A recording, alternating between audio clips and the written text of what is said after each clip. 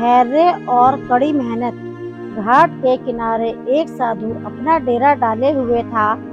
वह वहीं बैठा रहता और एकाएक चिल्ला उठता, जो चाहोगे सो पाओगे। कई लोग उस रास्ते से गुजरते थे। उसे ऐसा चिल्लाते देख लोग उसे पागल समझ लेते थे। कई लोग उस पर हंसते तो कई लोग उसका मजाक बनाते। फिर एक दिन एक युवक उसी रास्ते से गुजरा। वो बेरोजगार था। उस साधु की आवाज उस युवक के कानों में पड़ी।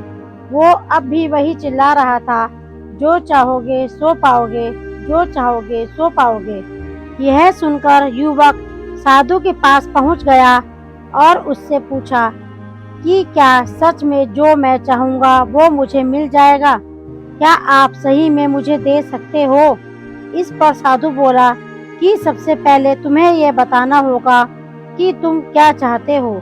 तब युवक बोला, बाबा, मैं चाहता हूँ कि मैं एक बहुत बड़ा हीरो का व्यापारी बनूं। क्या आप इस इच्छा को पूरा कर सकते हैं? साधु ने कहा, जरूर बेटा, मैं तुम्हें दो चीजें देता हूँ। इसमें एक हीरा है और एक मोती। इनसे तुम जितने चाहे हीरे मोती बना सकते हो। यह सुनकर युवक बेहद खुश हो गया।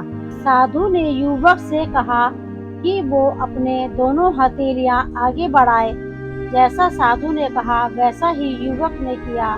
साधु ने युवक की पहली हथेली पर अपना हाथ रखा, फिर कहा कि यह सबसे अनमोल हीरा है। इससे तुम जितने चाहे हीरे बना सकते हो। यह हीरा समय है। इसे मुट्ठी में जकड़ कर रखना। इसे कभी भी हाथ से निकलने मत देना। फिर साधु ने युवक की दूसरी हथेली पर मोती रखा और कहा कि अगर किसी भी काम में समय लग रहा हो तो इस मोती को धारण कर लेना। यह मोती धैर्य है। इससे तुम जो चाहो वो हासिल कर पाओगे। साधु की बातें सुन युवक ने धन्यवाद किया और वहां से चल दिया। साधु से उसे 2 गुरु मंत्र मिले थे।